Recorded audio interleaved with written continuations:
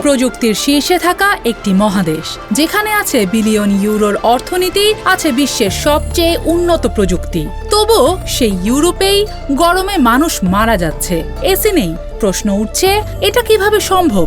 এক সপ্তাহে 13 জনের মৃত্যু, 111 ডিগ্রি ফারেনহাইট তাপমাত্রা, আর প্রযুক্তির রাজ্যে বসে মানুষ বলছে আমরা কেন এখনো ঘরে এসি পাচ্ছি না।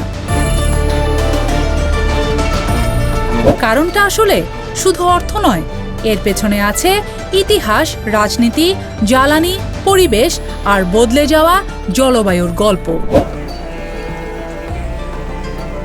আজ থেকে 20-30 বছর আগেও ইউরোপের বেশিরভাগ দেশে গ্রীষ্ম এতটা তীব্র ছিল না। ফ্রান্স, জার্মানি, নেদারল্যান্ডস কিংবা যুক্তরাজ্যের মতো দেশে বছরের বেশিরভাগ সময় ঠান্ডা আবহাওয়া থাকতো। তাই বাড়ি তৈরি করা হয়েছে শীতের কথা মাথায় রেখে।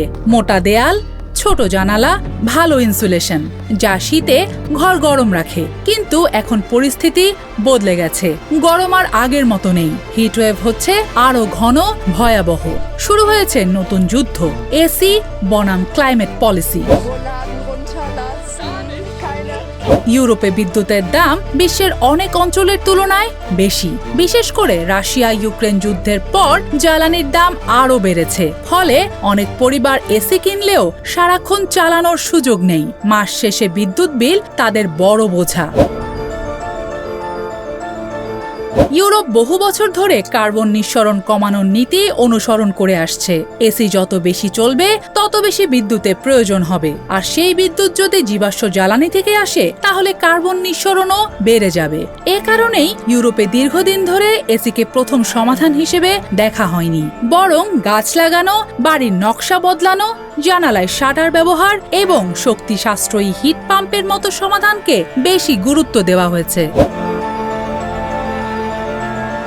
ইউরোপের অসংখ্য ভবন শত শত বছর পুরনো। এসব ভবনে নতুন করে সেন্ট্রাল এয়ার কন্ডিশনিং বসানো সহজ নয়। অনেক ঐতিহাসিক ভবনে বাইরের অংশ পরিবর্তনেরও অনুমতি থাকে না। ফলে এসি বসানোর খরচ ও জটিলতা দুটোই বেড়ে যায়। এর পরের কারণটা সবচেয়ে অদ্ভুত। অনেক ইউরোপীয় দীর্ঘদিন ধরে বিশ্বাস করতেন এসি ছাড়াও গ্রীষ্ম পার করা সম্ভব। অনেকের কাছে এসি ছিল বিলাসিতা, আবার কেউ কেউ মনে করেন অপ্রয়োজনীয়ভাবে এসি ব্যবহার করলে পরিবেশের ক্ষতি হয়। এই মানসিকতাও এসির বিস্তারকে ধীর করেছে। কিন্তু এখন পরিস্থিতি বদলাচ্ছে।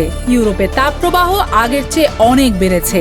স্কুল বন্ধ হচ্ছে, হাসপাতাল হিমশিম খাচ্ছে। বৃদ্ধদের জন্য গরম প্রাণঘাতী হয়ে উঠছে।